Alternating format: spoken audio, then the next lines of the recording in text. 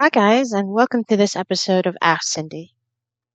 Today is episode two, and I'm going to answer the question as I usually do. So, on this series on my channel, I will be answering the tough questions, the things that I get asked commonly, and give the best response that I can. So, here goes. The question I get asked is, I am so amazing to them, and it always ends badly. I don't understand. I cater to them so much. What gives? And here's the simple Ask Cindy answer. Well, it doesn't take a rocket scientist to see this from a mile away. I always tell you all, you first, then them.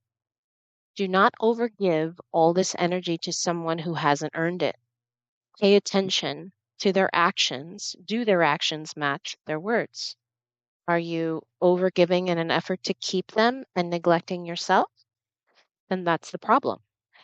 What you do unconsciously will be what the other person mirrors back to you.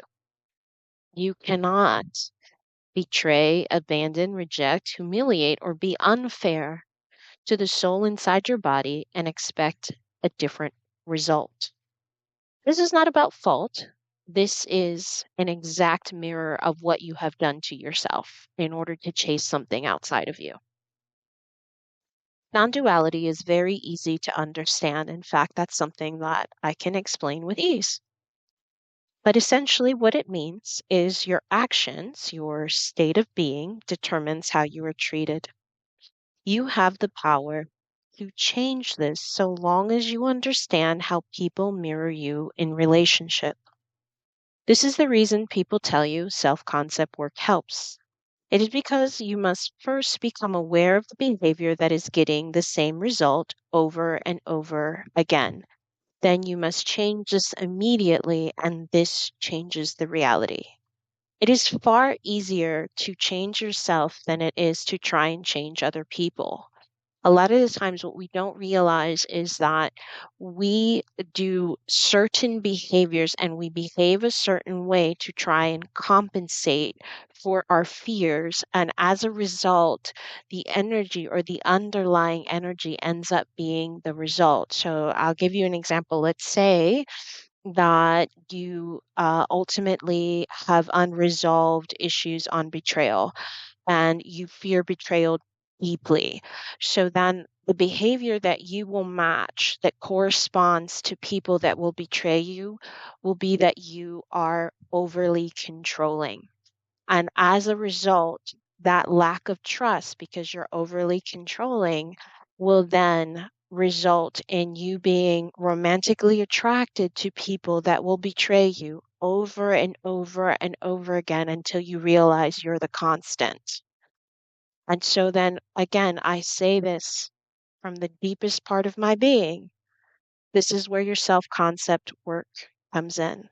This is where you're going to make sure that you are less controlling so that you are not a vibratory match for the thing that you fear. It's the same thing with fear of rejection or abandonment. You're either going to be too clingy or you're going to withdraw. And so then people that will be attracted to you will be the opposite to trigger this until you realize you're the constant. And so until someone stops being overly clingy or stops withdrawing from every connection, until they sabotage good unions, you're not going to realize the consequences of the actions. So it's very important to do the work. It's the same thing if you were very, I don't know, if you feared injustice, you become very rigid and stuck in your ways, and then there's no compromise in a relationship. The injustice one is a really hard one to work with because people have become so stuck in their I'm right and no one else can bulldoze me in, and they become so rigid that they make no room for the person who is trying to be a part of their life, and hence why the relationship falls apart. So there are many reasons why things don't work out, but the first and foremost, it's very important to become aware of the unconscious behaviors that we do to compensate for our fears. Because as long as that is our primary state of being, that unconscious state will then ensure that you will attract partners or you will be attracted to partners that trigger those things until you resolve them. And it's real easy to say that other people are at fault here, but that's not how it works. See, because at the end of the day, the only type of way to get over and fix something is to take ownership of it, is to change yourself. In a world where everything is a mirror of you change how you're behaving and the reality changes. That is the easiest fix. It is far easier to do that than it is to try and force other people to behave a certain way.